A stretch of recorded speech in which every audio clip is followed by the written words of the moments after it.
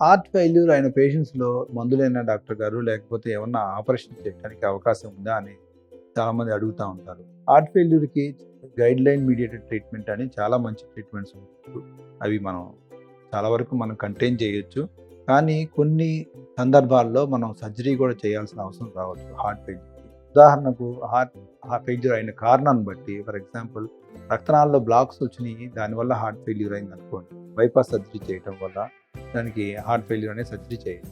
లేదా వాల్వ్ సంబంధించిన జబ్బుల వల్ల ఫర్ ఎగ్జాంపుల్ అయోటిక్ రీగజిటేషన్ లేకపోతే అయోటిక్ స్టెనోసిస్ లేదా మైట్రల్ రీగజిటేషన్ అలా వాల్వ్కి సంబంధించిన కారణాల వల్ల హార్ట్ ఫెయిల్ అయితే కనుక ఆ వాల్వ్ రీప్లేస్మెంట్ కానీ వాల్వ్ రిపేర్ వల్ల కానీ మనం చేస్తే కనుక హార్ట్ ఫెయిల్యూర్ని నయం చేసే అవకాశాలు ఉంటాయి. అలాగే ఎండ్ స్టేజ్ హార్ట్ డిసీజ్ అంటాం. ఎండ్ స్టేజ్ హార్ట్ డిసీజ్ ఉన్న వాళ్ళకి హార్ట్ ట్రాన్స్ప్లాంటేషన్ చేయడం వల్ల కూడా అది కూడా ఒక సర్జికల్ రిలేటెడ్ ట్రీట్మెంట్.